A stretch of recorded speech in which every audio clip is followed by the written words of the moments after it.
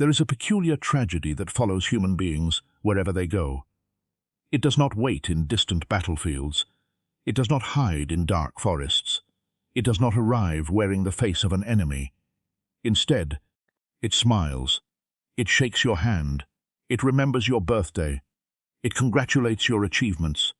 It sits beside you at your table and calls itself a friend. Many people spend their lives fearing enemies. They imagine betrayal coming from those who openly dislike them. Yet history, experience, and human nature reveal a far more uncomfortable truth. The deepest wounds are rarely inflicted by declared opponents. They are often delivered by those who stood close enough to know exactly where to strike. A fake friend is not merely a dishonest person. A fake friend is a psychological actor. They understand that trust is the strongest currency in human relationships. While others seek money, status, or power through direct competition, the fake friend seeks influence through emotional infiltration. They gain access to your confidence, your fears, your dreams, and your vulnerabilities. Then they quietly convert that access into power. Human beings are not always driven by kindness. Beneath the polished surface of civilization lives a complex collection of desires: envy, insecurity, pride, resentment, and hunger for recognition. Most people are uncomfortable admitting this reality because it challenges the comforting belief that friendship is naturally pure. But friendship, like every human relationship, exists within the realm of psychology. Wherever human psychology exists, ambition and hidden motives can exist as well. The fake friend is often born from comparison. They see your progress and feel their own shortcomings. They observe your confidence and become aware of their own doubts. They witness your success and are forced to confront their failures. Instead of transforming this discomfort into self-improvement, they choose a darker path. They disguise envy as friendship. This is why some people celebrate your victories with words, but mourn them in silence. Their applause is merely theater. Their smiles are masks, carefully designed to conceal resentment. They do not want you to fail completely, because your existence validates their connection to success. Yet, they do not want you to rise too high, because your growth becomes a mirror, reflecting everything they have not achieved. The psychology of fake friendship is rooted in contradiction. Such individuals want access to your light while secretly hoping it becomes dimmer. They want your trust while remaining untrustworthy. They want your loyalty while offering only convenience in return. Observe what happens when adversity enters your life. True friends become visible during difficult seasons because hardship removes social performance. When life becomes uncomfortable, fake friends begin calculating costs and benefits. Their support disappears. Their availability vanishes. Their concern transforms into excuses. But the most dangerous fake friend is not the one who abandons you.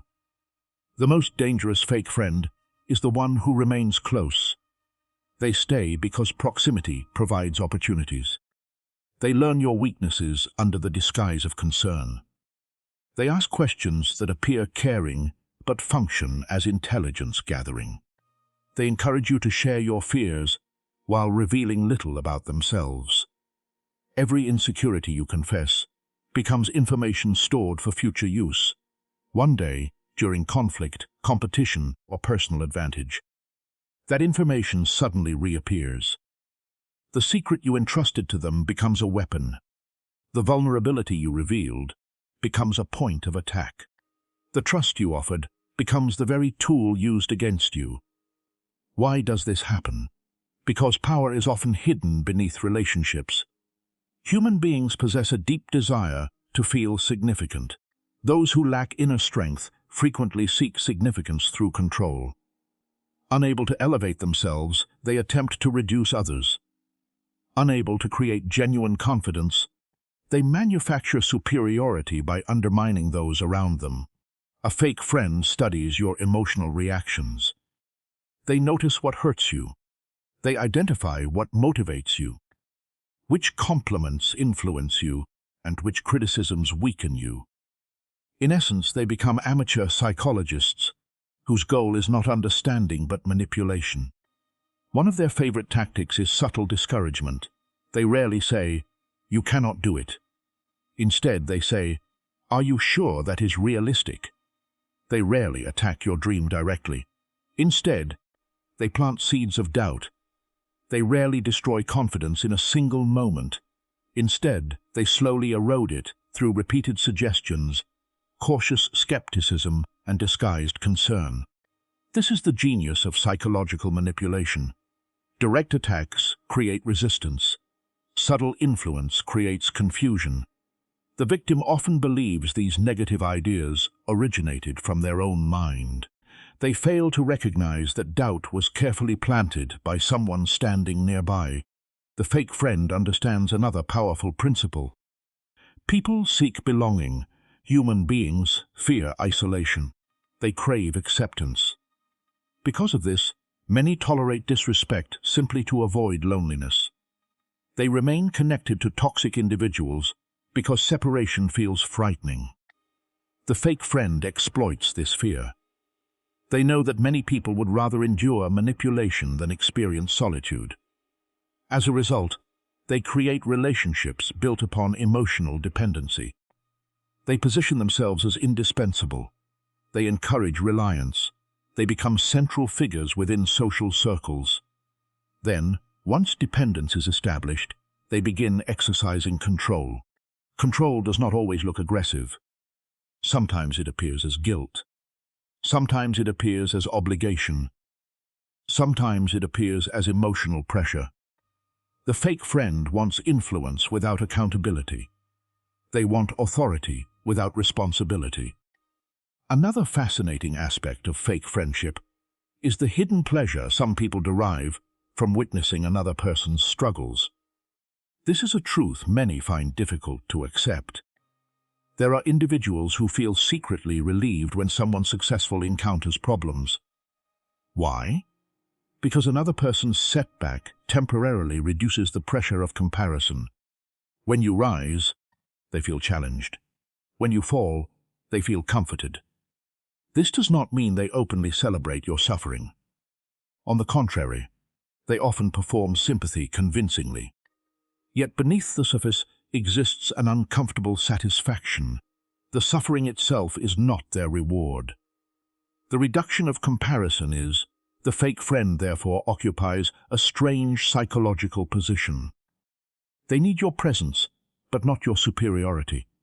They need your friendship, but not your growth. They need your trust, but not your independence. Their loyalty extends only as far as their comfort. Once your development threatens their self-image, the relationship begins to change. Notice how some people react when you become stronger. When you improve your discipline, they mock your dedication. When you pursue ambition, they call you obsessed. When you establish boundaries, they call you arrogant. When you protect your peace, they accuse you of changing. What they truly mean is simple. Your evolution has disrupted the version of you they found convenient. Growth often reveals fake friendships because personal transformation destroys unhealthy power dynamics. The fake friend preferred the insecure version of you, the uncertain version, the dependent version, the controllable version. Your confidence threatens their influence. Your independence threatens their relevance. Your self-respect threatens their access. This is why many people experience unexpected resistance from those closest to them. The resistance is not always about disagreement. It is often about lost control. The dark psychology of fake friendship also includes strategic generosity. Not every gift is kindness. Not every favor is selfless. Some individuals give because giving creates leverage. Every favor becomes a psychological debt. Every act of assistance becomes future bargaining power. Later, when expectations arise, they remind you of everything they have done. Their generosity was never free. It was an investment. The purpose was not connection, but obligation. True friendship gives without chains. Fake friendship gives with invisible contracts. One of the greatest mistakes people make is assuming that time automatically proves loyalty. Years mean very little without character. A person can stand beside you for decades while secretly competing against you. They can share memories without sharing loyalty. They can participate in your life without supporting your future. Length of association should never be confused with depth of integrity. Character reveals itself not through words, but through patterns. Observe who supports you when success arrives. Observe who respects your boundaries. Observe who celebrates your victories without discomfort. Observe who speaks well of you when you are absent. Observe who remains consistent when there is nothing to gain. Consistency exposes authenticity. The fake friend survives through performance. Performance requires an audience. Reality requires character. The greatest defense against fake friends is not paranoia. It is awareness. Paranoia sees enemies everywhere. Awareness simply sees people clearly. There is no need to become cynical. Cynicism is another prison. It closes the heart and destroys meaningful connections. The goal is not distrust. The goal is discernment. A wise person does not judge friendships by charming words, emotional intensity, or public displays of loyalty. They judge friendships by behavior across time. Trust should be earned gradually. Respect should be mutual. Loyalty should be demonstrated. The mature individual understands that loneliness is often less dangerous than false companionship. A room filled with dishonest friends can be far more isolating than genuine solitude. Solitude, at least, does not betray you. Solitude does not manipulate your emotions. Solitude does not secretly resent your achievements. In many cases, people discover their strength only after distancing themselves from relationships that quietly drained their energy. The absence of toxic influence often feels like freedom. Suddenly, confidence returns. Creativity returns. Peace returns. Clarity returns. What disappeared was not friendship. What disappeared was manipulation disguised as friendship. Life becomes profoundly different when one learns to value quality over quantity. A single loyal friend possesses more worth than 100 false companions. Genuine friendship does not require constant performance.